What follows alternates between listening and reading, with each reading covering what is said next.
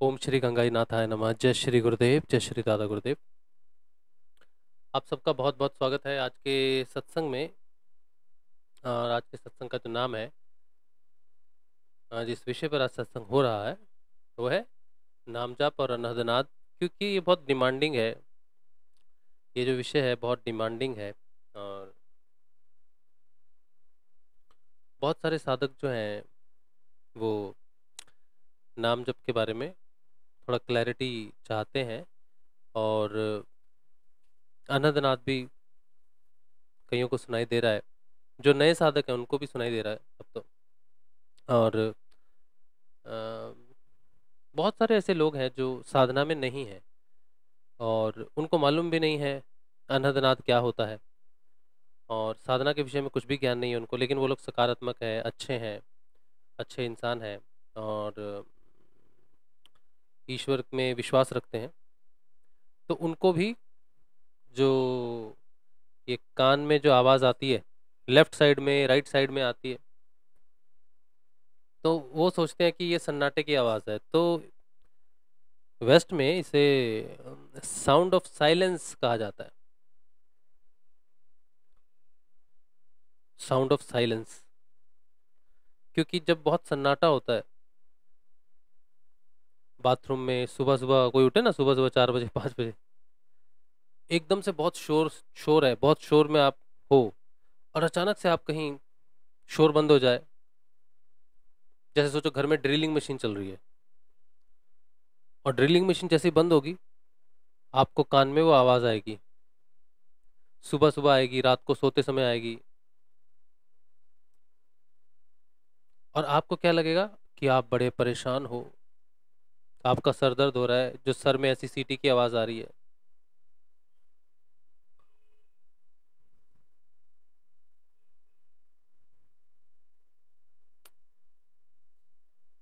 तो बहुत लोगों को वो सन्नाटे की आवाज़ आती है, जो सू सू कल पूछा था ना, कल पूछा था ना गुरु भाई ने कि सू सू की आवाज़ आती है, सीटी की आवाज़ आती है। घंटियां अगर और ध्यान से सुनोगे तो घंटियां बज रही हैं, जैसे टन टन टन टन टन टन टन टन टन टन टन टन टन कॉन्टिन्यूसली, नॉन स्टॉप, टन टन टन टन टन टन टन टन टन टन टन टन ऐसे चलता रहता है। तो कई प्रकार का वो साउंड है। मुख्य रूप से वो झिंगूर जो होता है, रात का कीड़ा, रात का कीड़ा झिंगूर बोलते हैं उसको, इंग्लिश में क्रिकेट बोलते हैं उसको। करता करता है ना, उसकी वो बहुत मुख्य आवाज है। अभी मुझे इस समय, मैं ध्यान कर रहा हूँ, ध्यान करूंगा तो वही रात का सन्नाटा जैसे होता है, वो बहुत ऊपरी सतह पर है। बहुत ऊपरी सतह पर जब नाद आ जाता है, बहुत भौतिक रूप से आ जाता है, तो वो झिंगुर की आवाज जैसा सुनाई देता है। कुछ लोग, आप कान बंद करोगे ना, कान में उंगली डालो, अभी सुनाई दे रहा है।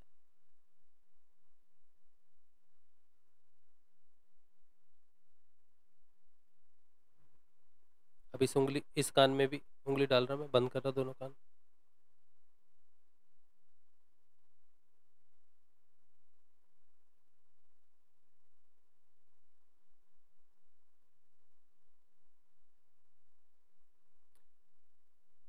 तो वो सुनाई दे रहा है। अगर मैं ज्यादा देर सुनूंगा तो मुझे ध्यान लगेगा। आज हम बहुत बहुत ही बारीक चर्चा में है नाद के ऊपर में, बहुत बेसिक लेवल पे आज बात करेंगे, बहुत बेसिक लेवल पे, हायर लेवल पे नहीं, बहुत बेसिक लेवल पे आप समझो क्या है।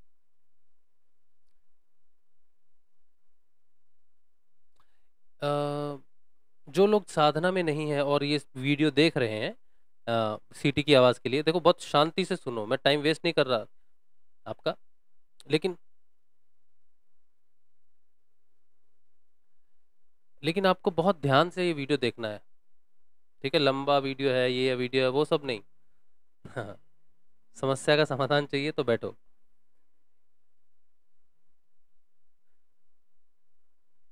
मैं धीरे धीरे इसलिए बोल रहा हूँ कि मुझे मुझे क्या बोलना चाहिए मैं सोच रहा हूँ, कैसे समझ में आए बिल्कुल ग्राउंड लेवल पे कि क्या है, क्यों है, क्या समाधान है, क्यों आया है, ये क्यों आवाज में आ रहा है, परेशानी के कारण आ रहा है, सरदर्द है, क्या है, बीमारी है, नहीं। डॉक्टर के पास जाएंगे, ऑनलाइन अगर आप सर्च करोगे ना कान में सीटी की आवाज, तो गूगल बाबा क्या बताएंगे आपको मालूम है? टिनिटस। टिनिटस तो शुरुआत है। फिर उसके बाद वो बहुत कुछ बोलेगा, न्यूरॉन का प्रॉब्लम, साइकोलॉजिस्ट को दिखाओ, या वायरिंग, नर्व्स, बहुत कुछ, कहाँ से कहाँ ले जाएगा, ऐसी ऐसी बीमारियां बता देगा कि आपके होश उड़ जाएंगे, लेकिन ऐसा कुछ भी नहीं है।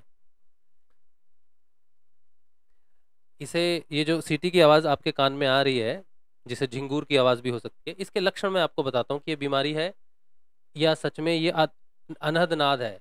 अनहद नाद एक आध्यात्मिक विषय है, अच्छा है।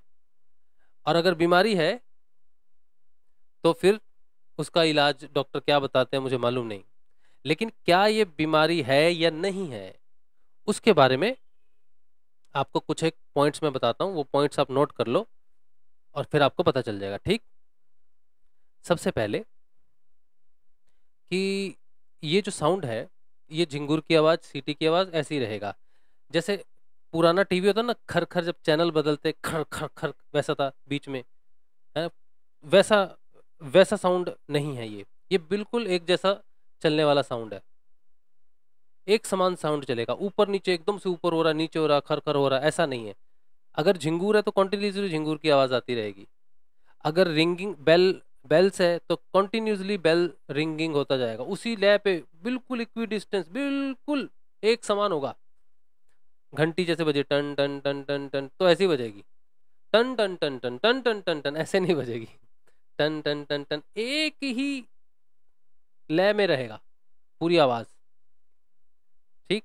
ये तो सुन के आपको पता चलेगा झिंगूर की सीटी की जो भी आवाज होगी एक लय में रहेगी, इक्वली डिस्ट्रीब्यूटेड है वो। दूसरा कि नाद जब प्रकट हो जाता है तो हमारी चेतना का विरोधाभास प्रकट करता है। मतलब कि हम, हर व्यक्ति, नॉर्मल व्यक्ति तो काम कर रहा है ना, अपने संसार के लिए, अपने परिवार के लिए काम कर रहा है, बाहर नौकरी कर रहा है, सब कर रहा है, और ये नाद जब प्रकट हो जाता है तो उसको बाहर से अंदर खींचना शुरू कर देता है। उसके मन में ऐसे भाव आएंगे, यार हम क्या कर रहे हैं, कितना करेंगे, कब तक करेंगे, यही करते रहेंगे, यही जीवन का उद्देश्य है, उठो ये करो, ये बस वही, मतलब आप चाहे कोई भी काम कर रहे हो, आप कितने ही विशेष या कितना ही पैसा कुछ भी कर रहे हो, लेकिन वो नाद प्रकट होगा ना तो वो एक डिस्कनेक्ट करने की कोशिश करेगा कि क्या कर रहे हो तुम, यही है तुम्हारा जीवन, इसीलिए तुम जन्मे हो। सारा जीवन अपना तुमने या किसी दूसरे के लिए काम करने में लगा देना है, या फिर परिवार के लिए, इसके लिए, उसके लिए, लेकिन तुम शांति से एक दिन की छुट्टी लेके नहीं बैठ सकते। आजादी, शांति, वो नहीं है तुम्हारे जीवन में, ऐसा तुम्हें प्रकट होगा, ऐसे भाव प्रकट होंगे तुम्हें। मतलब उसे कहते हैं कि एक तरह से जो बाहिर्मुखी चेतना है उसका विरोध करती है ये नाद। क्यों करता है ये ऐसा, क्यों भावना देता है? इसलिए नहीं कि कोई डिप्रेशन है या आपको डिप्रेशन हो रहा है, या आप अब क्या पता नहीं क्यों हो रहा मुझे ऐसा, मृत्यु भय भी लगने लग जाएगा, मृत्यु भय भी आने लग जाता है, डर लगने जाता है मृत्यु से अचानक बिना वजह, लोग डिप्रेशन में चले जाएंगे, मुझे ऐसा क्यों हो रहा है, मुझे ऐसे भाव क्यों आ रहे हैं। ये सारा नाद की कारस्तानी है। लेकिन ये क्यों करता है ऐसा, जब ये आध्यात्मिक है, भगवान का नाम है, भगवान की आवाज है। जो मुस्लिम होते हैं ना, हाँ, हिंदू धर्म में इसे कहा जाता है अनहद नाद या अनहत नाद, अंग्रेजी में इसे कहते हैं, विदेशी लोग कहते हैं साउंड ऑफ साइलेंस, और मुस्लिम लोग इसे कहते हैं वांगे इलाही। वांग का मतलब है आवाज, मुर्गा सुबह बांग देता है ना, है ना, तो आवाज दे रहा है कोई। पंजाबी में भी हम बोलते हैं वांग, बांग बोलते हैं, पंजाबी में बांग बोलते हैं।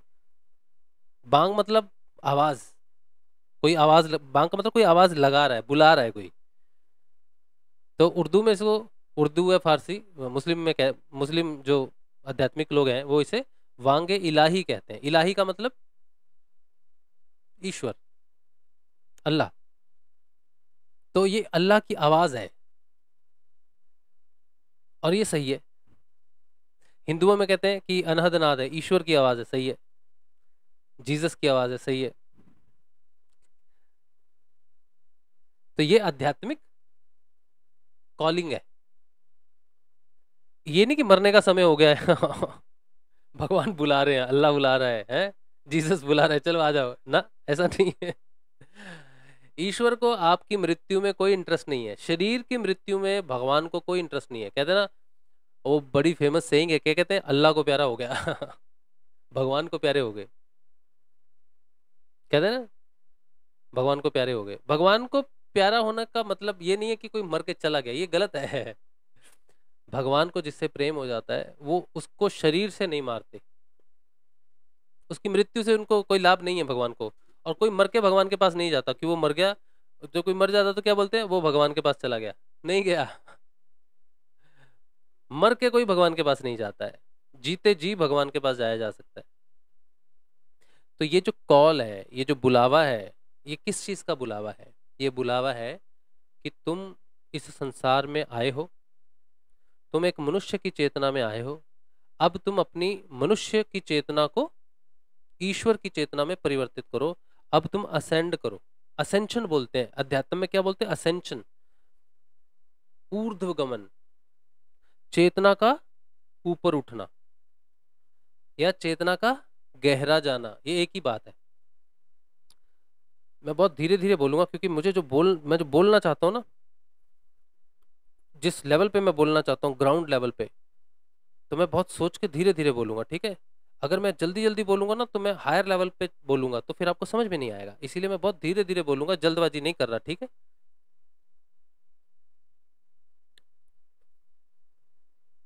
तो वो कॉलिंग है कि तुम जो कुछ भी कर रहे हो नीचे, भौतिकता में अपना जीवन पूरा नष्ट कर रहे हो या भौतिकता में पूरा अपना जीवन लगा रहे हो, तो सुनो, अब अपनी चेतना को ऊपर उठाओ, अंदर आओ, अंदर प्रवेश करो,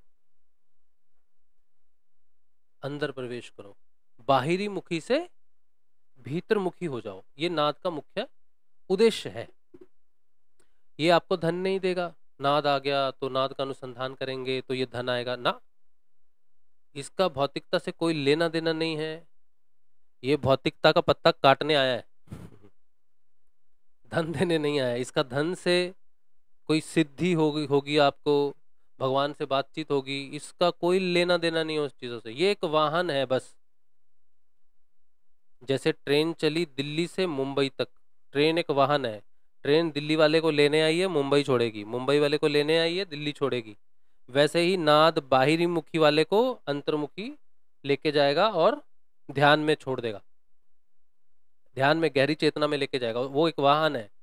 वो नाद जो है, आवाज जो है, वो एक वाहन है। उसमें कौन बैठेगा? चेतना बैठेगी। चेतना मतलब अवेयरनेस। जैसे आप कौन हो, किसी की माता जी हो, किसी के भाई जी हो, है ना, किसी के पिताजी हो, किसी के बेटे हो, किसी की बेटी हो, कुछ तो हो ना आप। तो वो आप हो। आपका जो भी नाम है ABC, आपको लोग जानते हैं कि आप ये हो। वो आप, आपको बाहर दुनिया जानती है, तो वो आपकी बाहर का व्यक्तित्व है। इस व्यक्तित्व से आप अंदर आओ कि तुम कोई व्यक्ति नहीं हो, तुम आत्मा हो। अपने आप को आत्म स्वरूप में पहचानो। जब आप आत्म स्वरूप में स्वयं को पहचानने की बात जब होती है, तो शरीर के रूप में आप अपने आप को नहीं जानते कि आप कौन हो, पुरुष हो, स्त्री हो, किन्नर हो, कौन हो, कुछ भी नहीं। किस धर्म से हो, नहीं, कुछ नहीं। काले हो, गोरे हो, मोटे हो, पतले हो, कुछ नहीं। फिजिकल अपीयरेंस मैटर नहीं करती। किसके साथ क्या संबंध है, कोई मैटर नहीं करता। कौन सी इच्छाएं, कौन सी महत्वाकांक्षाएं हैं, मैटर नहीं करता। आप कितना पढ़े लिखे हो, कितने इंटेलिजेंट हो, कोई फर्क नहीं पड़ता। आप किसान हो, अनपढ़ हो, एक अक्षर आपने नहीं पढ़ा, चाहे आपने सारा कुछ पढ़ लिया है संसार में, कोई फर्क नहीं पड़ता, उसको कोई लेना देना नहीं आपकी बाहर की पढ़ाई से। ये चार भेद हैं, शरीर, प्राण, मन और बुद्धि। ये भौतिक है, ये बाहर के हैं। इन चारों से नाद का कोई लेना देना नहीं है, इसके लिए सारे समान है। सारे मनुष्य से संसार में इसके लिए समान है, दो है ही नहीं, एक ही है। ये सबको एक ही प्रकार से बुलाता है। कोई बहुत अमीर आदमी है, अंबानी साहब हैं, उनको ये नहीं कहेगा अंबानी साहब कैसे हैं आप, चलिए अंदर, नहीं।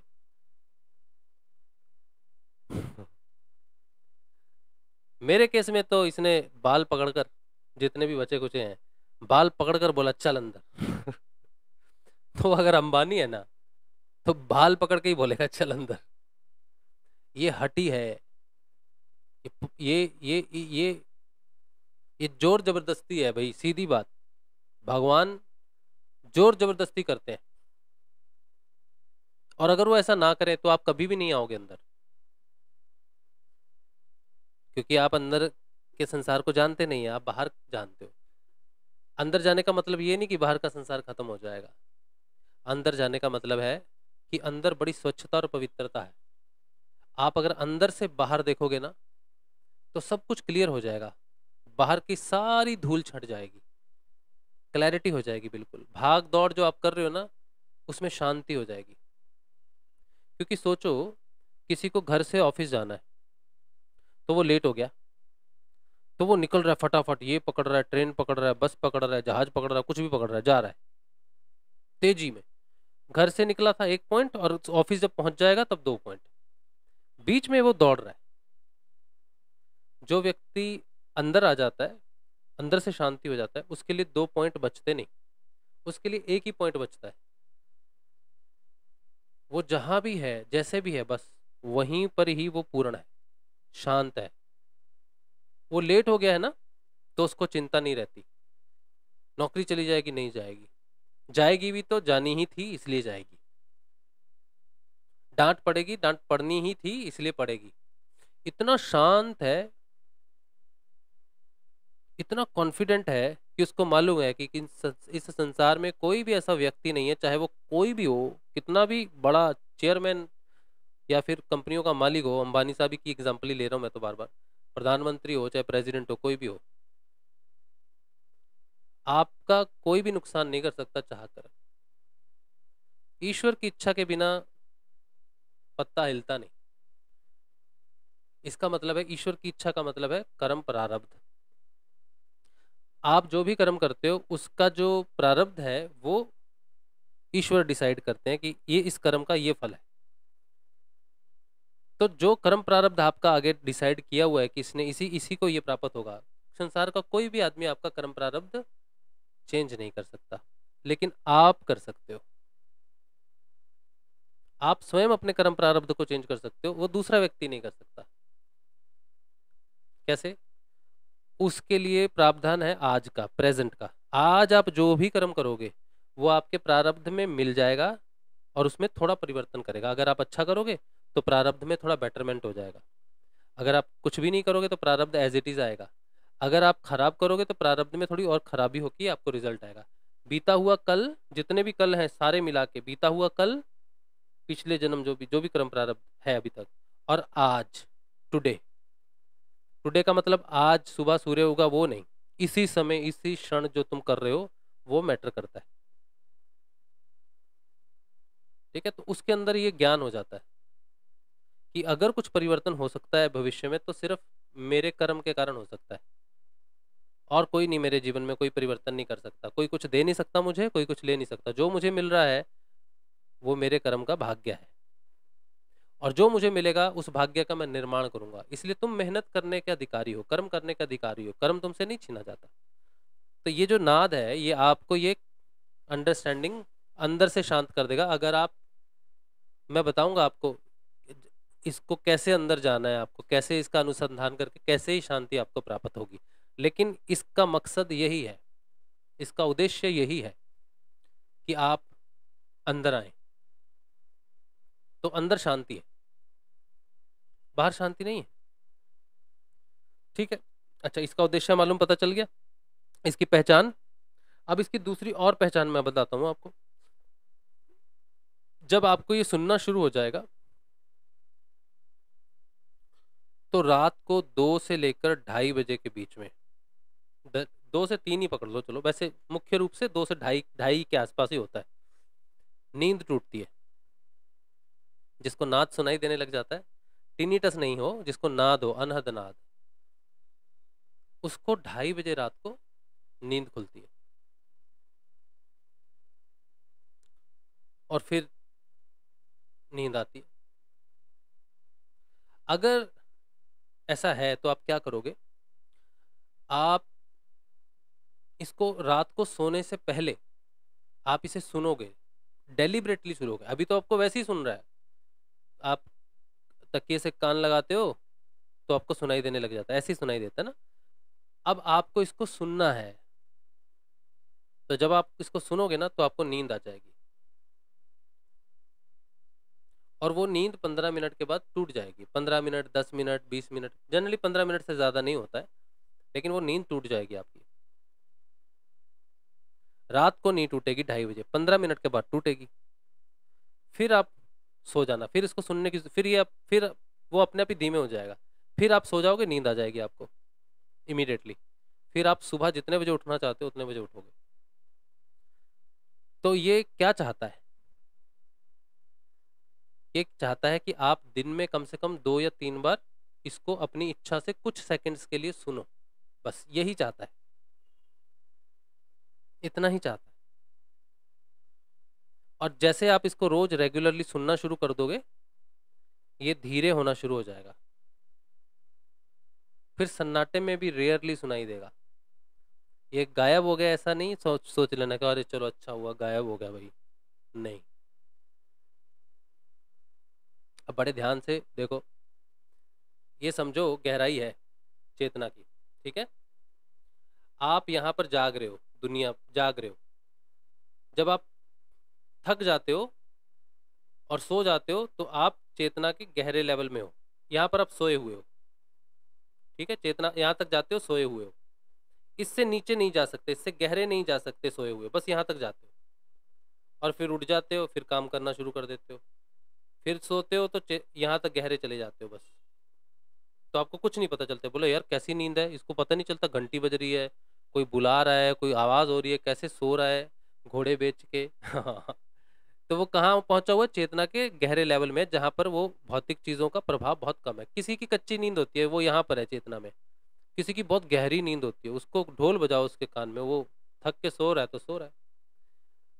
तो नाद यहाँ पर पहुँचता है तो बहुत तेज होता है, फिर जब आप उसको सुनते हो ना, वो आपको अपने पीछे पीछे ले जाता है, पीछे पीछे ले जाता है। आप उसको जितना धीरे धीरे सुनोगे, फिर आप चले, फिर यहाँ तक, फिर आप उसको सुनोगे तो धीरे धीरे उसको सुनते सुनते सुनते आपको नींद आएगी। फिर क्योंकि यहाँ आप यहाँ पर सो जाते हो ना, गहरी नींद है, तो उसको सुनते सुनते जैसे यहाँ पहुँचोगे सो जाओगे। फिर अगले दिन सुनोगे तो यहाँ तक जाग सकते हो उसके पीछे पीछे। इस तरह से उसको सुनते सुनते सुनते आप आपकी जो गहरी चेतना है वो नीचे तक चेतन होती जाएगी, इतने गहरे आप उसको सुनते सुनते चले जाओगे, लेकिन आपको नींद नहीं आएगी। आप अपनी चेतना में गहरे चले गए, जाग गए मतलब आप, यानी कि उच्चतर चेतना में आप जाग रहे हो। गहरे का मतलब है उच्चतर चेतना, नीचे नहीं जा रहे। गहरे का मतलब है ऊपर, अध्यात्म में गहरे का मतलब है ऊपर। अब एक स्तर तक आप इसे सुन सकते हो बस, उसके बाद आपके अंदर तीव्र इच्छा जाग जाएगी ईश्वर प्राप्ति की। या तो ये सुन रहा होगा तब भी आपकी ईश्वर प्राप्ति की इच्छा होगी, या आप जब इसे सुनने लगोगे तब आपकी ईश्वर प्राप्ति की इच्छा बड़ी तीव्र हो जाएगी। क्या करूं क्या करूं क्या करूं, कहाँ जाऊं, किसे ढूंढूं, गुरु कहाँ मिलेगा, गुरु के पीछे, गुरु के लिए पागल हो जाओगे। सारे वीडियोस देखोगे यूट्यूब पे, ये बाबा ये करते हैं वो करते हैं, लेकिन किसी में भी आपको मजा नहीं आएगा, कोई भी आपके मन को भाएगा नहीं। जितने लोग चमत्कार कर रहे हैं अध्यात्म में, वो आपके किसी काम के नहीं है। तब आपको रहस्य खुलना शुरू हो जाएगा कि गुरु कौन होता है। गुरु कोई चमत्कार करता ही नहीं, वो साधारण सरल जीवन जी रहा होता है।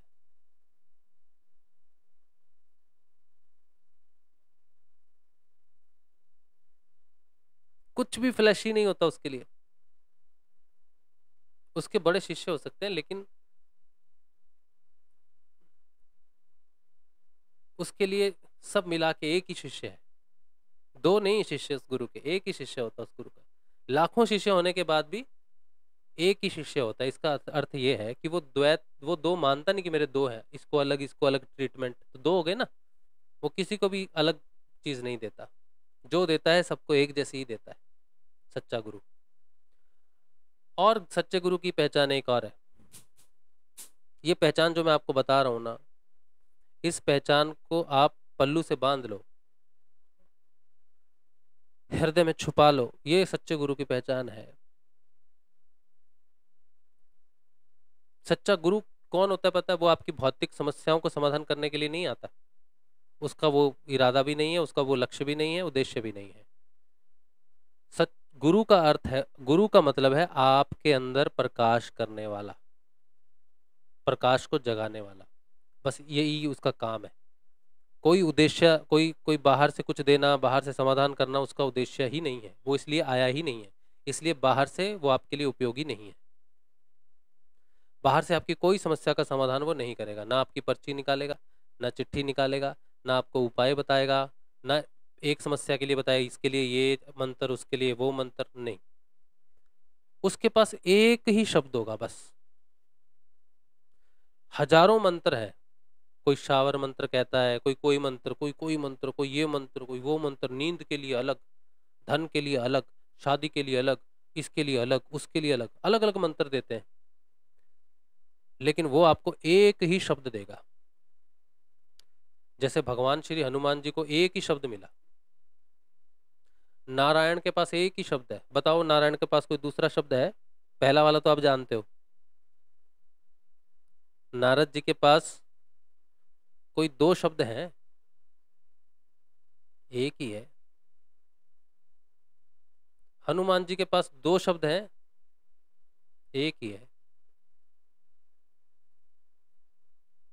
तो जो आपको स्वयं में परिवर्तन करेगा, वो आपको एक ही शब्द देगा, सिर्फ एक नाम देगा। मतलब जो मंत्र होगा ना, एक ही होगा। ऐसा नहीं कि बेटा आप अपनी भौतिक समस्याओं के लिए ये करो, इसके लिए ये करो, इसके लिए अंगूठियां पहनो, इसके लिए यज्ञ करो, इसके लिए ऐसा करो। वो कुछ भी नहीं करेगा।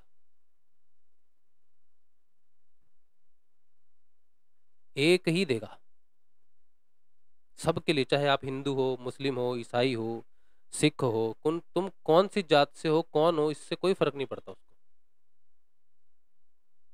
और जब वो आपको मिल जाएगा तो नाद का काम हो गया। वो जो कान में सीटी की आवाज आ रही है ना, उसने आपको वहां तक पहुंचा दिया जहां से मैंने कहा था ना, नाद सुनोगे ना तो एक पॉइंट तक जा सकते हो, बस उससे आगे नहीं जा सकते। उसके बाद वो फोर्स, वो आपके अंदर ही अंदर आप में एक डीपर कॉन्शियस में एक बीज डाल देगा। डीपर कॉन्शियस में एक बीज डाल देगा कि गुरु ढूंढो। बस फिर आप पागल की तरह ढूंढते रहोगे गुरु, जब तक नहीं मिलेगा। और जिस दिन मिल गया, उस दिन फिर उसका काम आगे का शुरू होगा। फिर तुम जब उस गुरु का बताए विधि के अनुसार ध्यान और नाम जप करोगे, और तुम करते करते अचानक वो नाद प्रकट होगा, उसे सुनोगे, तो फिर वो तुम्हें गहरी निद्रा में ले जाएगा, फिर तंद्रा में ले जाएगा, फिर योग निद्रा में ले जाएगा, फिर आपको नींद आएगी घमासान। क्योंकि वो इतनी गहरी चेतना है, वहां पर जागे रहना मुश्किल है, नामुमकिन है। जहां वो आपको ले जाएगा ना, वहां आपका जगे रहना नामुमकिन है। आपको इतनी घनी निद्रा आएगी, इतनी घोर निद्रा आएगी कि आप सोचोगे मुझे क्या हो गया। भौतिक रूप से आपको कुछ भी समझ नहीं आएगा। लोग भी नहीं समझ पाएंगे आपको। घनी निद्रा में चले जाओगे। क्यों? क्यों लेके जा रहा है? क्योंकि ये जो पूरा लेवल है ना, जो निद्रा से पूरा होता है, ये आपके आपका जो जैसे मूलाधार चक्र है, फिर स्वादिष्ठान है, फिर मणिपुर है, फिर हृदय चक्र है, फिर विशुद्धि चक्र है, फिर आज्ञा चक्र है। तो समझो ये पूरा लेयर है। नाद कहाँ से सुनना शुरू होता है? नाद जैसे देखो, ये जो दो ताली बजती है ना, ये भी नाद है, ये भी नाद है, लेकिन ये इसे नाद कहते हैं, इसे अनहद नाद नहीं कह सकते, या अनहत, हत मतलब टकराना, ये हत नाद है, दो चीजों के टकराने से प्रकट हुआ है। लेकिन अंदर जो आपकी आवाज आ रही है वो अनहत है, वो किसी के टकराने से नहीं आती। हालांकि जो बहुत चर्चा करते हैं नाद के ऊपर में, तो कहते हैं वो प्राण की आवाज है। आपके सिर में जो आवाज आ रही है ना, वो वायु के कारण आ रही है। वो कान में जब पर्दे पे जब हवा टकराती है तो वो आवाज आती है, ऐसी बड़ी थ्योरियां आपको मिलेंगी, लेकिन वो कान से आवाज नहीं आती है। इस ब्रह्मांड में जितना भी मैटर है उन सब में वो आवाज है, क्योंकि शब्द से ही संसार की उत्पत्ति हुई है। ओम तत्सत, इससे संसार की उत्पत्ति हुई। तो जितना भी मैटर ब्रह्मांड में है उन सब चीजों में ये शब्द रूप है, लेकिन ये दबा हुआ है, पत्थर में भी है। और मैं आपको बताऊं, पत्थर में प्राण भी है। आप सोचोगे ये क्या बात है, पत्थर जो है ना उसमें प्राण भी होते हैं। जैसे हम में प्राण है, ऑर्डिनरी, हम ऑर्डिनरी व्यक्ति है ना, तो पत्थर में भी जो प्राण है वो ऑर्डिनरी है। हमारी चेतना प्राण, मन और बुद्धि के लेवल पर डेवलप हो गई, हमने उन चीजों को डेवलप कर लिया। लेकिन पत्थर में सिर्फ जट है, मतलब उसकी बॉडी है सिर्फ, लेकिन वो प्राण में डेवलप नहीं हुआ, लेकिन उसके अंदर प्राण है। अब इसको सिद्ध कैसे करेंगे कि वो प्राण है? तो आप किसी पत्थर को पंडित जी के पास ले जाओ, उनसे कहो इस पत्थर को हम शिवलिंग का आकार देना चाहते हैं, तो पहले उसके मूर्तिकार के पास ले जाओ, ठीक है?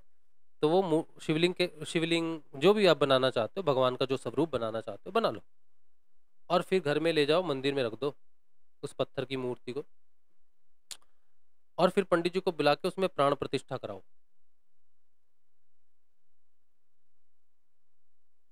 और वो मूर्ति प्राण प्रतिष्ठित हो जाएगी।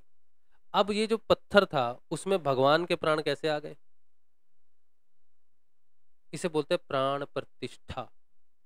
तिष्ठ एक संस्कृत शब्द है, तिष्ठ का मतलब होता है बैठना, प्रतिष्ठ, पर मतलब पर आत्मा, पर प्राण, वो बैठ गया उसमें आके, भगवान का प्राण बैठ गया। जैसे भगवान श्री राम की मूर्ति की वहां पे स्थापना हुई ना अयोध्या में, प्राण प्रतिष्ठा हुई, तो राम है ना, मानते हैं ना राम की चेतना है, क्योंकि प्राण, वो प्राण को नीचे डिसेंड करवाया,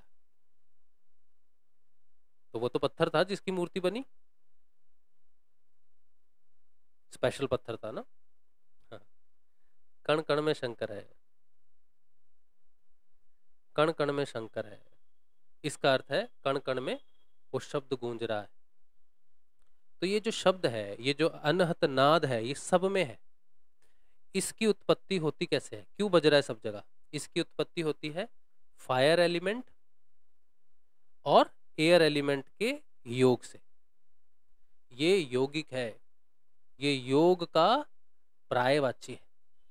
ये भौतिक माया और आध्यात्मिक माया के योग से प्रकट होता है। माया के दो स्वरूप, भौतिक माया और आध्यात्मिक माया। तो ये दोनों का योग कहाँ होता है? जहां पर आग और वायु का मिलन होता है। अगर वायु नहीं है तो अग्नि बुझ जाएगी, है ना? तो आपका जो मणिपुर चक्र है वो अग्नि है, अग्नि कुंड है। और आपका जो हृदय है, अनाहत चक्र है, वो वायु कुंड है। अब मणिपुर चक्र और अनाहत चक्र जो है, दोनों कुंड का मेल होता है मणिपुर की छत पर, समझो, और अनाहत के ग्राउंड पे। वहां पर जो दोनों का, अनाहत का और मणिपुर का अनाहत का जो योग होता है, वहां से नाद शुरू होता है सुनना। प्रकट वहां नहीं होता, वहां से सुनाई देना शुरू होता है। उससे नीचे माया की चेतना में वो दबा रहता है, जैसे पत्थर है, अचेतन है ना पत्थर, उसमें दबा हुआ है, सुनाई नहीं, पत्थर को कभी सुनाई नहीं देगा कि उसके अंदर नाद है। वृक्ष को भी सुनाई नहीं देगा। उसके अंदर प्राण जरूर है, वृक्ष के अंदर, पत्थर में ही जब प्राण डेवलप हो गए तो वनस्पति बन गया, लेकिन उसको सुनाई नहीं देगा, लेकिन उसके अंदर है। फिर उसके अंदर मन डेवलप हो जाए तो जीव, जीव में बुद्धि डेवलप हो जाए तो बुद्धिजीवी, फिर और डेवलप हो जाए तो मनुष्य। तो आप समझ रहे हो मैं क्या बोल रहा हूँ कि ये जो अनहदनाद है ये एक योग का संकेत देता है कि आप भौतिक माया से आध्यात्मिक माया में प्रवेश कर रहे हैं। हृदय के बाद अनाहत मणिपुर चक्र के ऊपर में माया का आध्यात्मिक जगत है, जहाँ ब्रह्मा, विष्णु, महेश, शक्ति, हनुमान जी, गणेश जी, सारे देवी देवताओं का वास शुरू हो जाता है। हृदय से भक्ति प्रकट होनी शुरू हो जाती है। लेकिन जो ये नाद है इसका उद्देश्य आपको हृदय क्षेत्र में या माया के आध्यात्मिक क्षेत्र में पूजा पाठ में फंसाना नहीं है, बल्कि उससे ऊपर लेके जाना है। तो आप ये जो नाद है ये सुनाई देगा आपको यहाँ, ठीक है। लेकिन आज किसी गुरु भाई से मेरी बात हो रही थी तो उन्होंने कुछ प्रश्न पूछा, मुझे याद नहीं, बड़ी लंबी चौड़ी सी बात थी। तो उन्होंने कहा ये तो सिर में सुनाई देता है, तो आप बोल रहे हो अनाहत से, लेकिन मुझे तो सिर में सुनाई दे रहा है। तो सब कुछ सिर में सुनाई देता है।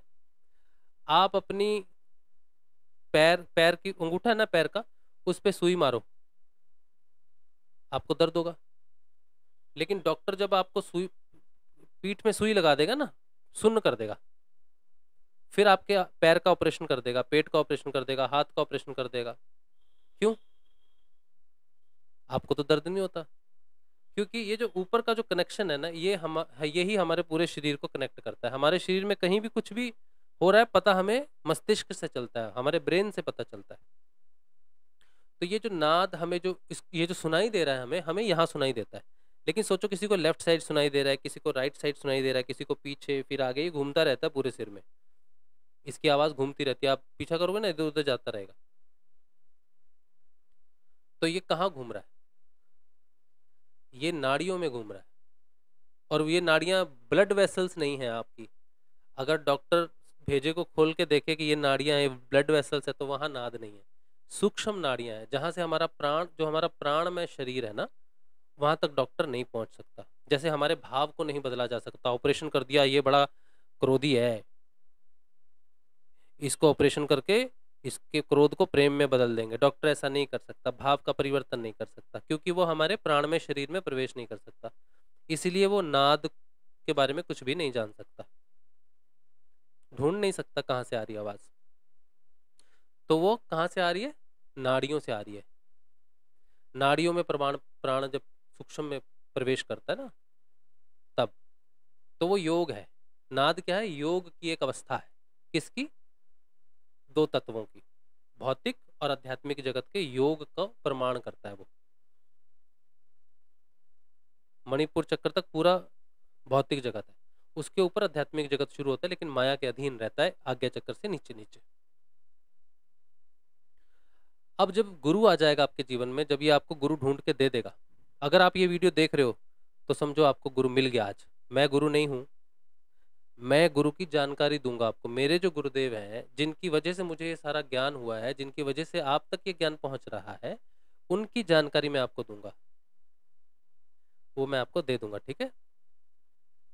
तो गुरु आ जाएगा ना, जब गुरु का ध्यान करोगे फिर ये नाद का काम खत्म हो गया, फिर गुरु ही नादात्मक है।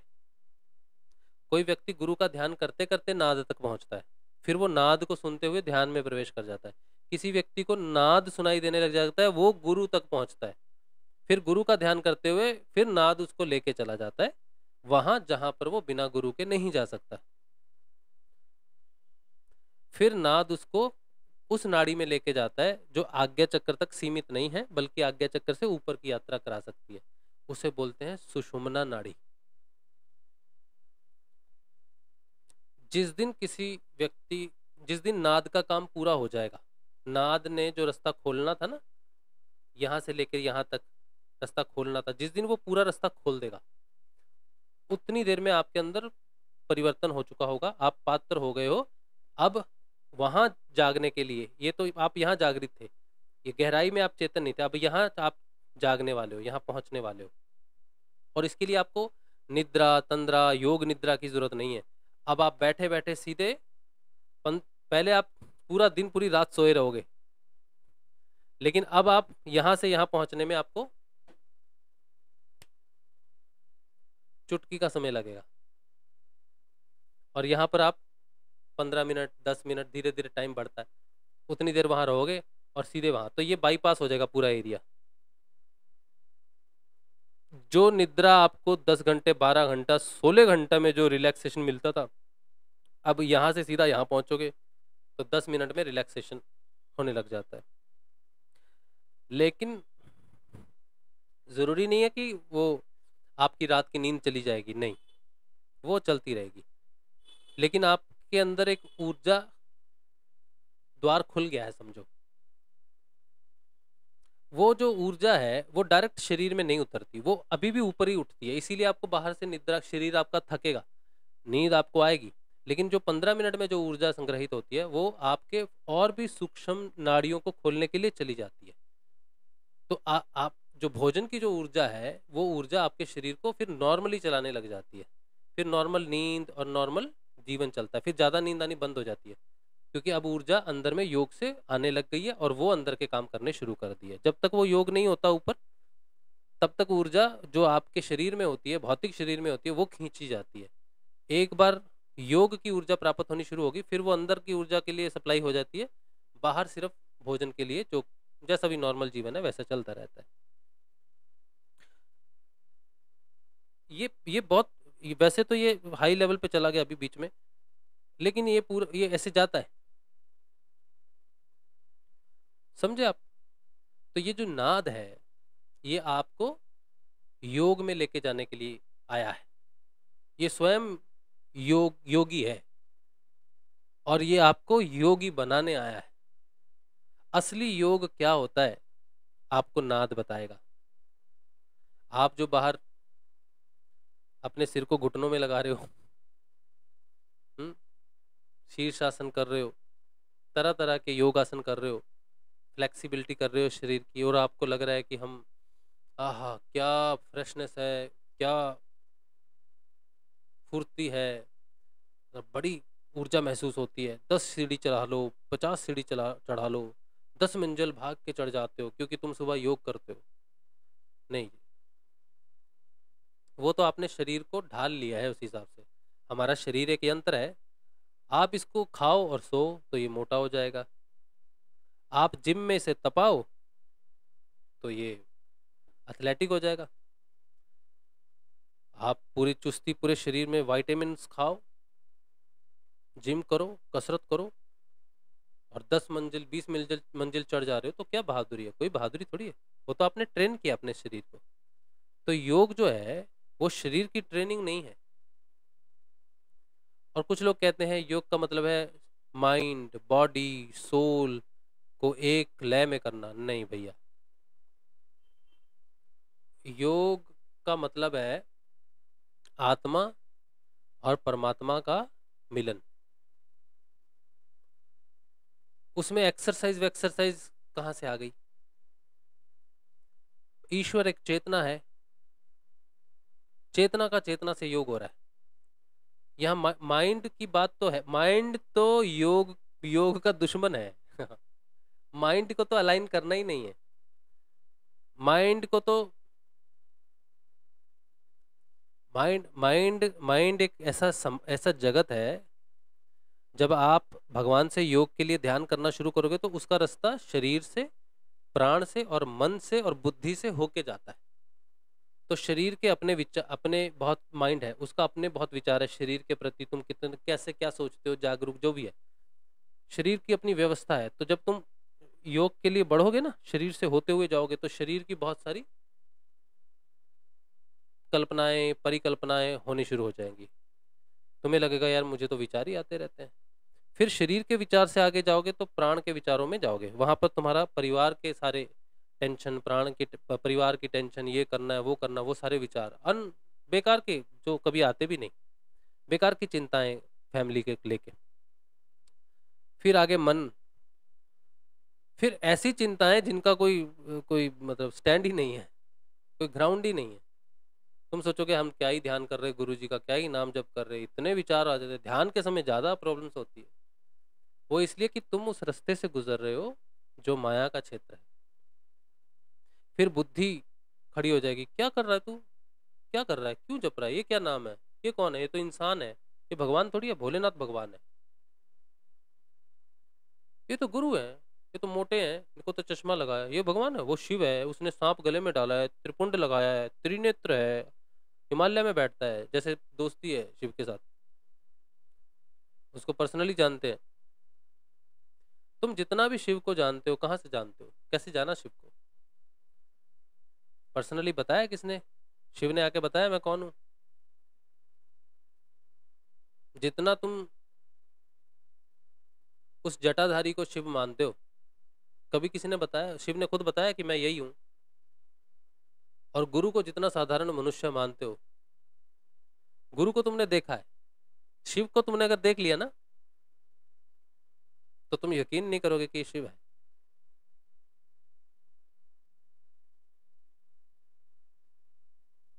जैसा पिक्चरों में फोटो में दिखाया गया है, जटाधारी, बड़ी अच्छी अच्छी जटाएं हैं उसकी, बड़ी अच्छी सी दाढ़ी है उसकी, त्रिनेत्र है उसका, त्रिशूल है उसका। शिव जो है ना, वो अगर तुम्हारे जीवन में आ गया ना, तो तुम्हें कहीं का नहीं छोड़ेगा। तुम्हारे बिजनेस को ठप कर देगा वो, इतना जबरदस्त लॉस होगा, हानि होगी, मान सम्मान की धज्जियां उड़ जाएंगी, अर्थव्यवस्था चौपट कर देगा, जो शासन, जो साम्राज्य तुमने बनाया ना, सब चौपट हो जाएगा। उसका स्वरूप देख के तुम डर जाओगे। अगर वो जल बन के आया तुम्हारे जीवन में, तो ऐसा कड़वा जल होगा जैसे विष। अगर वो अग्नि बन के तुम्हारे जीवन में आया, तो ऐसा अग्नि कुंड बन के आएगा, सब कुछ राख कर देगा। अगर हवा बनकर आया, तो ऐसा तूफान बनकर आएगा कि तुम्हारे सर से छत तक उड़ा देगा।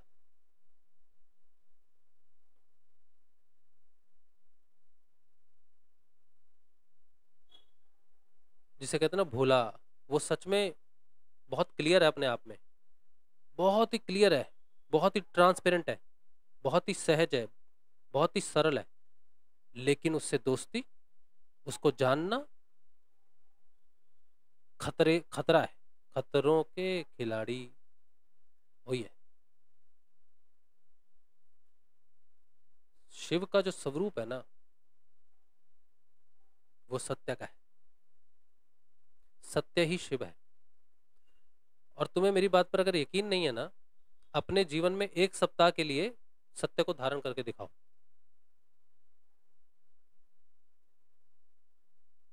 सिर्फ सच बोलना। हाँ,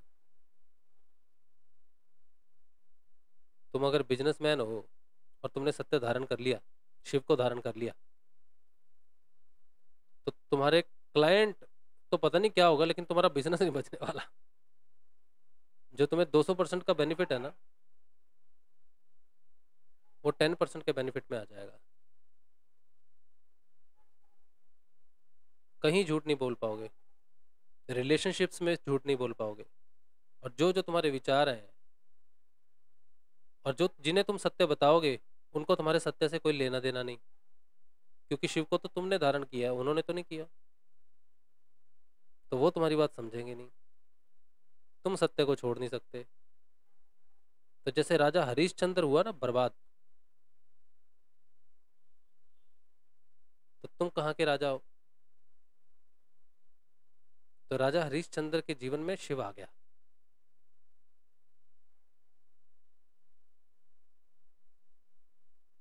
बाद में उसको मिल गया, लेकिन कैसे मिला, सब छीन लिया उससे। राजा हरिश्चंद्र नल्द में अंटी ने कितने ही कष्ट उठाए, पर एक न छोड़ी अंत समय तक सत पे राज लुटाए। देव और दानव मानव सभी कुछ समय के चक्र में चलते, समय के रचनाकार हरि हैं, भक्ति से समय बदलते। रेट पे मेट तो हरि ही मारे, वो जग का रखवाला रे भाई, समय का खेल निराला रे भाई। तो सत्य शिव है और तुम उसे धारण नहीं कर सकते, इसीलिए गुरु को पकड़ो। जो आप जैसा दिख रहा है उसको उसको धारण करो। तो गुरु को कैसे धारण करना है? शिव को धारण करने का मतलब है डायरेक्ट सत्य को धारण करना, जो बड़ा खतरनाक है। तो उसको डायरेक्ट मत अपनाओ, शिव को अंदर से शिव को प्रकट होने दो, सत्य को अंदर से प्रकट होने दो। जीवा से उसको मत प्रकट करो, उसको अंदर से आत्म रूप में प्रकट करना। तो उसको नमस्कार करो, बोलो गुरु बन के आओ, शिव बन के मत आओ, गुरु बन के आओ। तो गुरु जब बन के आएगा तो तुम्हारे जैसा आएगा और तुम्हें एक मंत्र देगा। अब गुरु जब बन के आएगा तो जैसे भगीरथी के लिए शिव काम आए, वैसे ही तुम्हारे लिए भी वैसे ही हो जाएंगे। भगीरथी ने गंगा नीचे उतारी, तो गंगा अगर नीचे उतरती तो धरती के टुकड़े हो जाते। तो शिव से कहा प्रभु, तो शिव ने जटाओं में धारण किया गंगा को। इसी तरह तुम गुरु को अपने जीवन में लाओ और गुरु धारण करेगा शिव को, ब्रह्मा को, विष्णु को और शक्ति को। और जितना जितना तुम्हें चाहिए उतना उतना धीरे धीरे वो तुम में उतरते जाएंगे और तुम में वो सत्य धीरे धीरे धीरे परिवर्तन करेगा। एकदम से नहीं होगा, धीरे धीरे। पहले उसका भौतिक रूप सामने आएगा, फिर उसका सूक्ष्म, फिर अति सूक्ष्म, फिर कारण, फिर महाकारण। इस तरह से सत्य के सब रूप प्रकट होते जाएंगे। तो एक दिन पूर्ण सत्य आप में प्रकट हो जाएगा, पूर्ण शिव में आपका रूपांतरण हो जाएगा। आप जीते शिव हो जाओगे, जीते जी शिव हो जाओगे। फिर शिव की न मृत्यु है न जन्म है। अंतिम मैटर जो इस संसार में है हमारे, अगर हम उस तरफ जाए ना, तो हमारे लिए जो अंतिम मैटर की स्थिति है वो शिव है। और अगर उस तरफ से आए तो पहला मैटर शिव है, उसका ना माता है ना पिता है, वही है सब कुछ। तो तुम उस रूप में बदल जाओगे। मनुष्य हो जब तक शरीर में हो तब तक जीते जागते शिव कहलाओगे। ये रूपांतरण आप में नाद करेगा।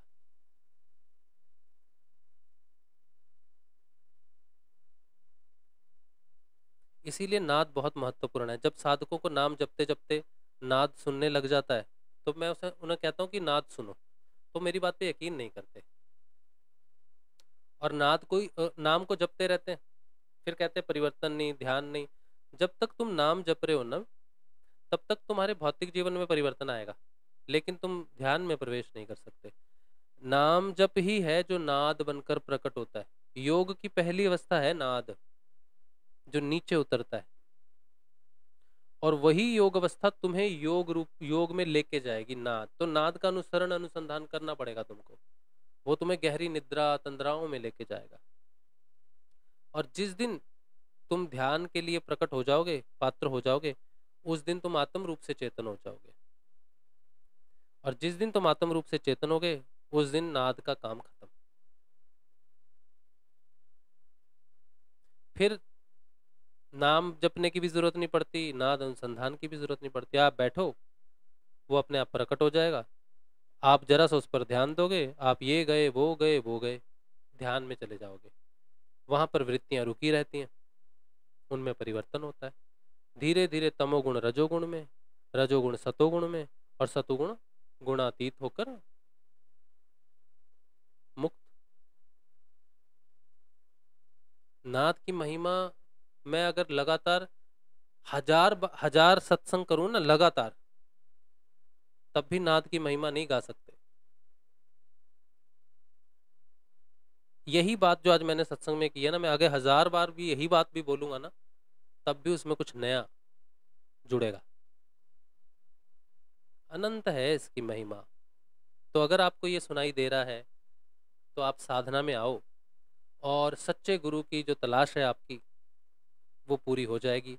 मैं आपको ऐसे गुरु के बारे में बता रहा हूँ जो मेरे भगवान हैं, मेरे गुरुदेव हैं, जिन्होंने मुझ में परिवर्तन किया, मुझे आत्म रूप से चेतन किया, मुझे योग प्रदान किया, मुझे ध्यान प्रदान किया, और उनके कारण ही मेरे जीवन में बदलाव आ रहा है। भौतिक जीवन में तो हो ही रहा है, लेकिन आध्यात्मिक जीवन में, जिसे अंतिम जीवन कहते हैं, मैं उसकी कगार पर हूँ। तो जब आत्मा जागृत हो जाती है तो या तो वो अंतिम जीवन है, या फिर उसके बाद वाला जो जीवन है वो अंतिम होगा। उसका कारण ये है कि आत्मा जागृत होने के बाद 3 स्टेजेस होती हैं समाधि की। पहली ध्यान, दूसरी सबीज समाधि, और तीसरी निर्बीज समाधि। लेकिन कई बार योगी ध्यान में प्रवेश कर जाता है, सबीज में भी प्रवेश कर जाता है, लेकिन निर्बीज तक नहीं पहुंच पाता। कोई कारण हो सकता है, पता नहीं क्या कारण हो सकता है, हो सकते हैं, ऐसा लिखा गया है। तो फिर वो योगी अगर शरीर त्याग देता है किसी वजह से, तो अगला जन्म जब वो लेता है तो उसको किसी की जरूरत नहीं पड़ती, ना उसको गुरु की आवश्यकता होती है, वो क्योंकि उसके अंदर आत्मा जागृत है, आत्मा ही गुरु है। उसका जन्म लेना ही पर्याप्त है, बस कोई साधना नहीं करनी पड़ती उसको। उसने ये जन्म लिया और किसी दिन अचानक वो सीधा योग में प्रवेश करेगा, वो उसकी निर्बीज समाधि होगी डायरेक्ट। ऐसे योगियों को भव प्रत्यय योगी बोला जाता है। विदेह, वो विदेह हो जाते हैं उसके बाद, मतलब देह से बाहर की स्थिति हो जाती है। निर्बीज के बाद विदेह हो गए वो, अब उनकी चेतना देह की चेतना नहीं रही।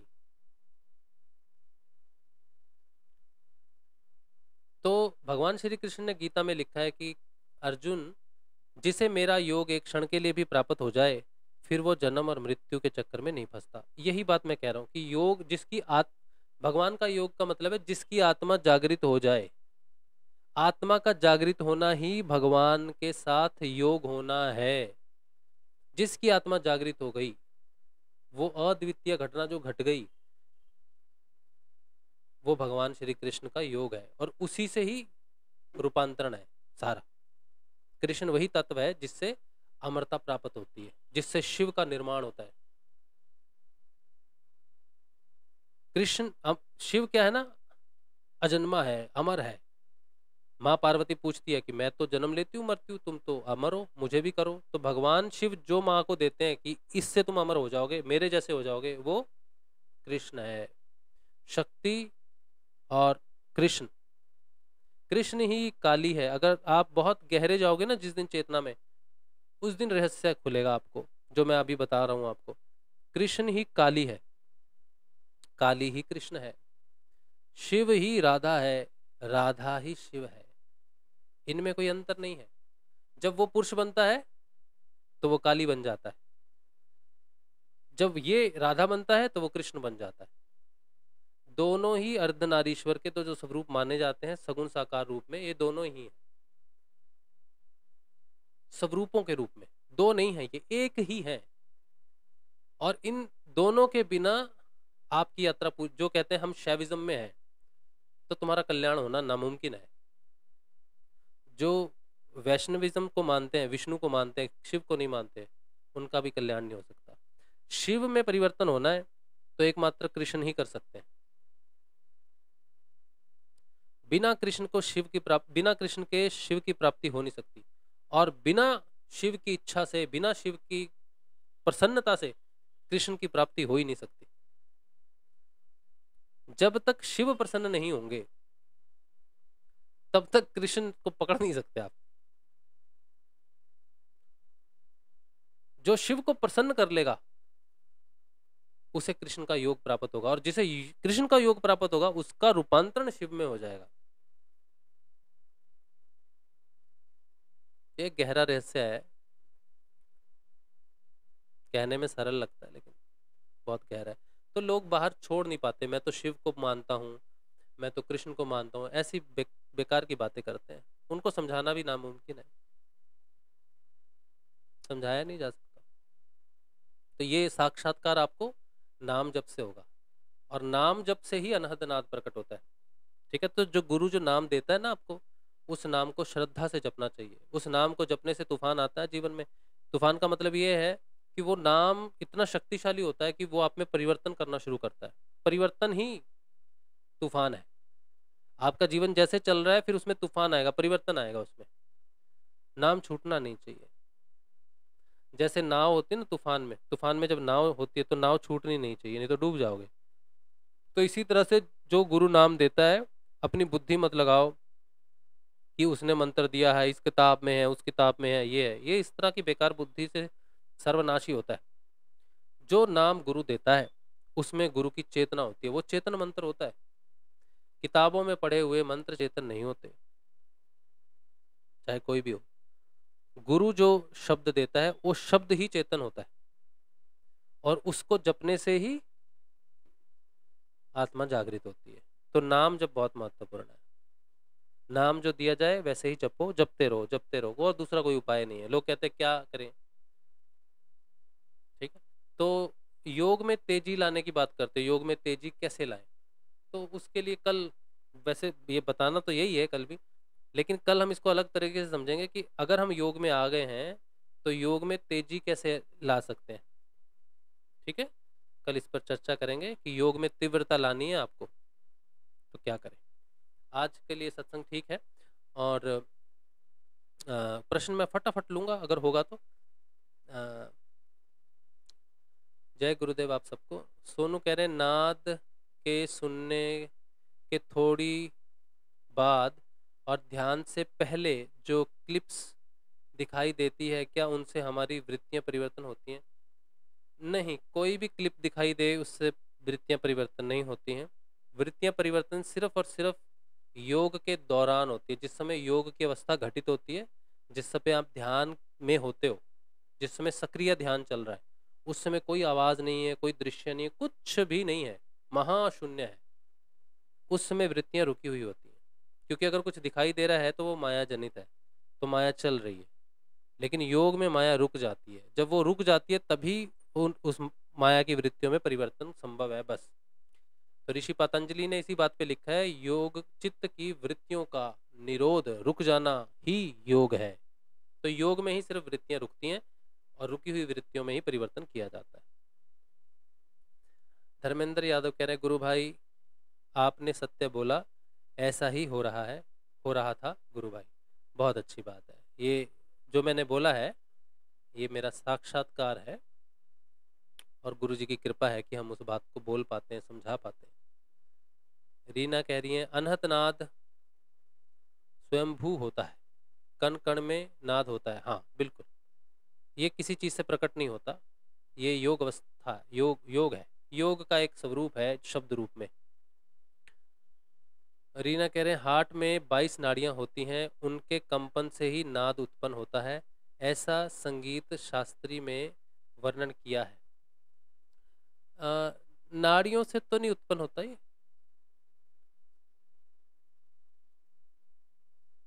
पता नहीं मुझे तो इतना ही पता है, जो मैंने आपको बताया है ये मैंने किसी किताब से नहीं पढ़ा। और हृदय हृदय क्षेत्र से सुनना शुरू होता है, तो हो सकता है कि किसी ने वैसा अनुभव लिखा हो कि हृदय की नाड़ियों से, क्योंकि मणिपुर क्षेत्र में सुनाई नहीं देता है। मणिपुर क्षेत्र जहाँ खत्म होता है, खत्म हो रहा है बस, जैसे ब्रह्म मुहूर्त होते हैं ना, ब्रह्म मुहूर्त किसे बोलते हैं? जब दो काल मिलते हैं, पूरा कुछ भी नहीं है, ना अनाहत क्षेत्र है ना मणिपुर क्षेत्र है, दोनों का योग क्षेत्र है, वहां से शुरू होता है अनाहत नाद। तो जैसे ब्रह्म मुहूर्त का मतलब है दो मिल रहा है, जैसे घनी रात्रि है और उसमें सूर्य की पहली, सूर्य उदय नहीं हुआ है अभी, सूर्य उदय नहीं होगा, सूर्य की लालिमा की पहली किरण फूटी अंधकार में, वहां से योग शुरू हो गया। और जब तक सूर्य की आखिरी किरण जो प्रकट नहीं हुई अभी तक, पूरा सूर्य अभी नहीं उदय हुआ है, और वो लास्ट किरण जब उसकी प्रकट हुई, वहां तक योग है, ये योग का स्थान है। पूरा प्रकट हो गया तो रात्रि पूरी कट गई। रात्रि में रोशनी का पहला किरण और दिन में अंधकार का पहला छींटा, वो वहां तक योग स्थान है। तो इसी तरह से अनहत और मणिपुर क्षेत्र का जो योग स्थान है, वहां से शुरू होता है काम अनहत का। लेकिन इसे अगर इस पर रिसर्च करनी हो तो अनाहत क्षेत्र में ही रिसर्च कर सकते हैं इसकी।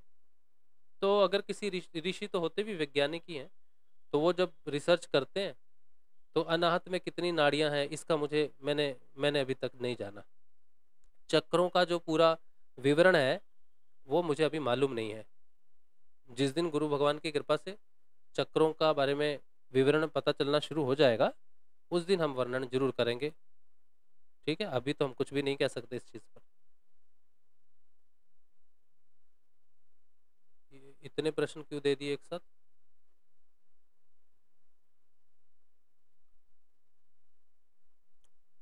संगीता शर्मा जी कह रही हैं 24 घंटे ध्यान चलता है, इसका क्या अर्थ है?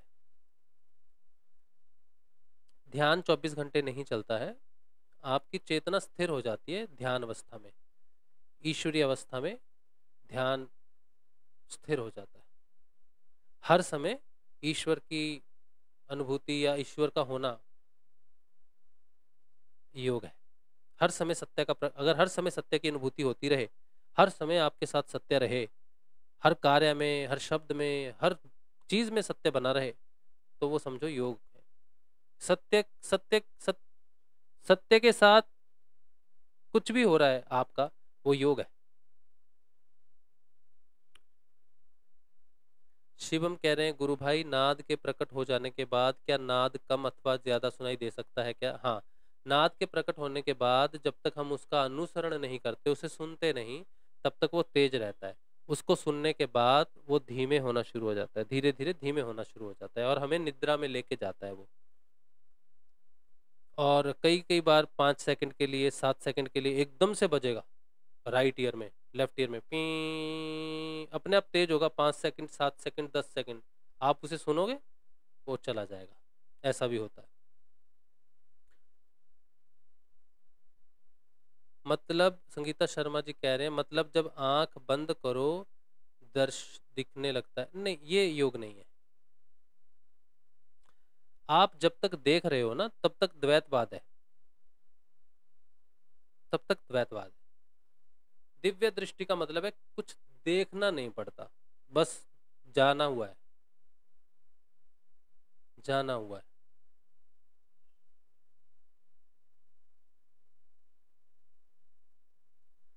जब हम देख रहे हैं किसी चीज को तो द्वैतवाद है। एक एक दृश्य, एक देखने वाला, लेकिन ये दृश्य ही आत्मा है। आत्म स्वरूप व्यक्ति योग में देखने वाला कुछ भी नहीं है, अपने आप ज्ञान प्रकट हो जाता है, बस प्रकट हो गया वो, उसके लिए कुछ करना नहीं पड़ा। जैसे ये सत्संग है ना, ये योग है, इसके लिए हमें कुछ सोचना नहीं पड़ रहा बोलने से पहले, या फिर हमें गहरे ध्यान में लगा के, कई बार तो ध्यान मुझे करना पड़ता है, कोई प्रश्न पूछता है ऐसा तो मुझे थोड़ा सा कंसंट्रेट करना पड़ता है, वो मेरी व्यक्तिगत चेतना के कारण।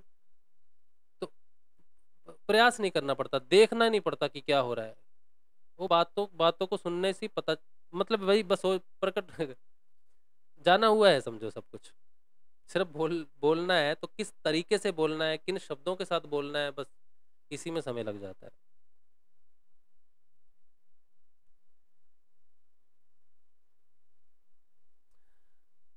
शिवम कह रहे हैं पहले मुझे नाद स्पष्ट सुनाई देता था, कुछ समय तक ध्यान दिया, फिर अब को कम सुनाई देता है, कभी कभी तो ध्यान ही नहीं जा पाता ना। हाँ, धीरे हो जाता है बहुत। गुरु भाई एक दिन ध्यान में हमको सूरज दिख रहा था रेड कलर में, कोई बात नहीं, आप आगे बढ़ो, दिख ऐसी अनुभूतियां हो सकती हैं, ठीक है, होती हैं, तो ठीक है। संगीता जी कह रहे हैं ये आत्मा जागृति है या कुंडलिनी का जागरण?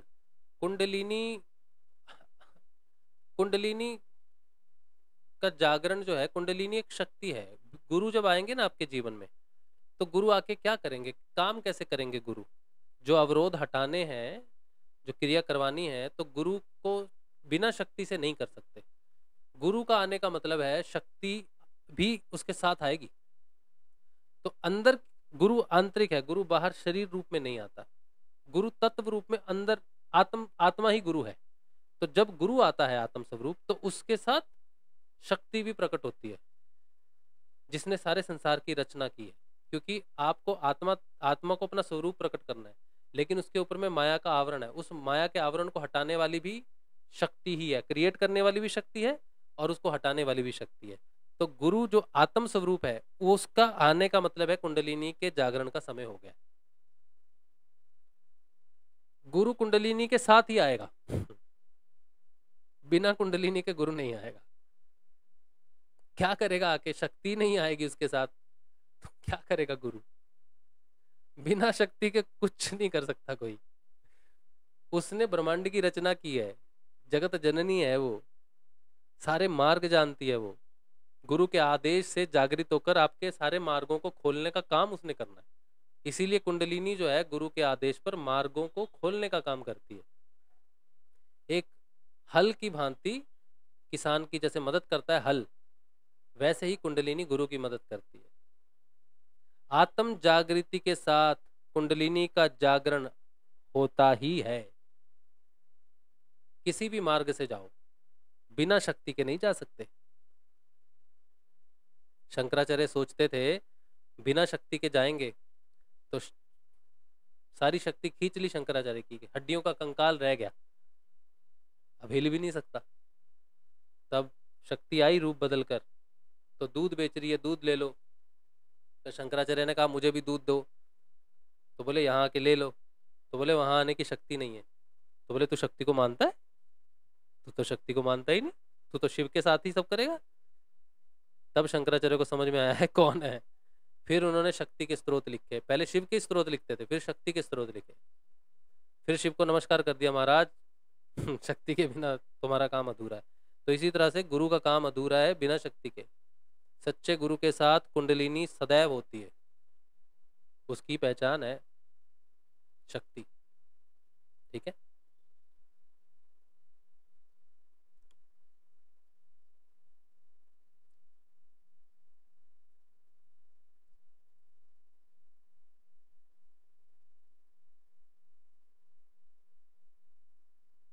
लेकिन कुंडलिनी पहले जागृत होती है और आत्मा उसके बाद जागृत होती है। कुंडलिनी मार्ग खोलती है।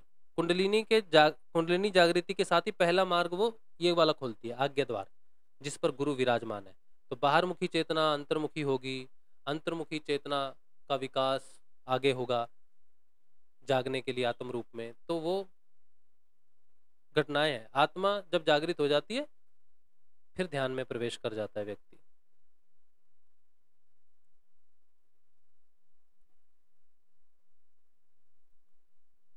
Indian political trainer 21st century, ये इनका आईडी है।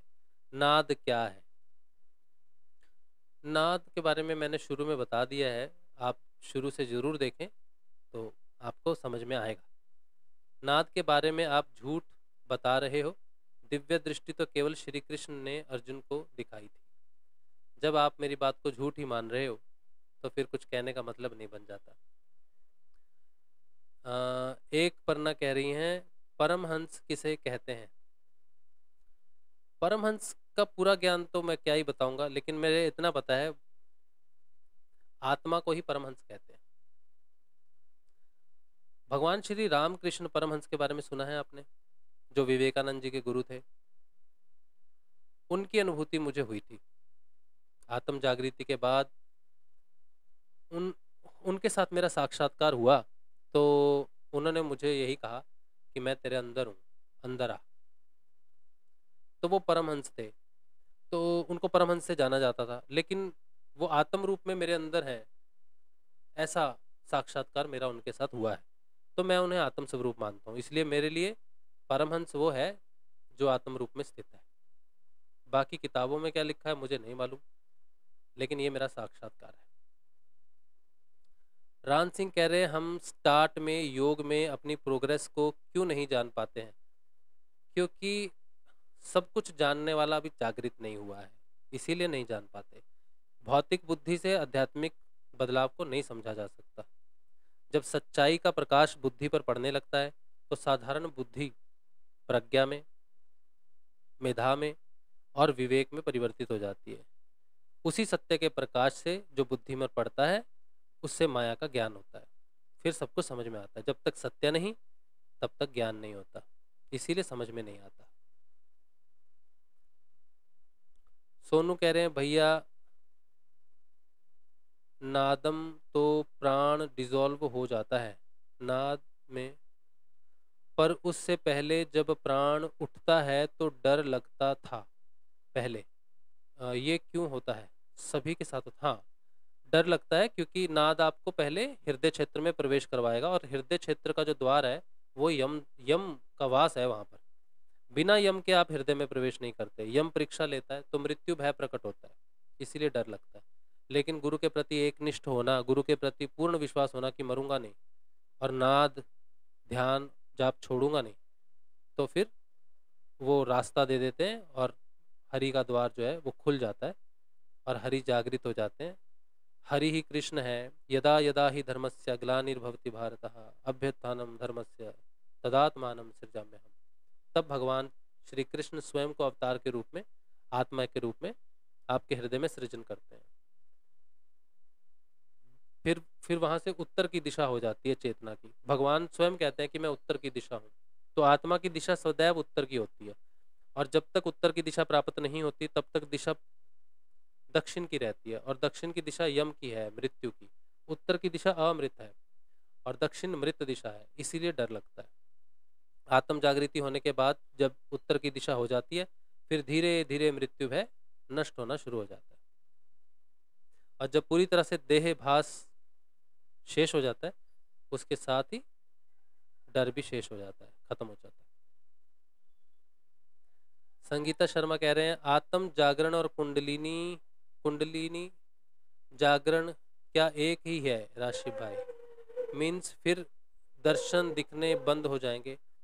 दर्शन दो प्रकार से हैं। एक तो हम माया जगत में रह के माया को देखते हैं, एक है माया से ऊपर उठ जाते हैं, तुरिया अतीत में चले जाते हैं, वहां से जब दर्शन देखते हैं वो दर्शन अलग है। तो जब तक दर्शन आपकी इच्छा से नहीं हो रहे तब तक उन दर्शनों का जब तक विश्वास नहीं करना चाहिए जब तक वो आपके जीवन में परिवर्तन ना करे, और जब दर्शन आपकी इच्छा से होने लग जाएंगे तब तो यकीन कर ही सकते हो। तो इसीलिए पहले दर्शन जो होते हैं उन पर अंधविश्वास नहीं करना चाहिए, उनके परिवर्तन को ही सत्य मानना चाहिए। तो किसी ईश्वर के दर्शन होंगे, किसी देव के दर्शन होंगे, तो उसका परिवर्तन आप में घटित होगा। किसी देव ने दर्शन दिए लेकिन अपना परिवर्तन ना दिया तो वो झूठे दर्शन है, वो मन के दिखाए हुए दर्शन है। सच्चा देव अपना परिवर्तन देता है, स्वयं वहां स्थापित हो जाता है, प्रतिष्ठित हो जाता है आपके अंदर, जागृत हो जाता है आपके अंदर। यही पहचान है सच्चे दर्शनों की। चाहे वो प्रकाश हो, चाहे देव हो, चाहे ईश्वर हो, कोई भी हो, चाहे गुरु हो, वो प्रतिष्ठित हो जाएगा आपके अंदर। यही उसकी पहचान है। बस किसी को दर्शन की पहचान करनी हो तो यही पहचान है।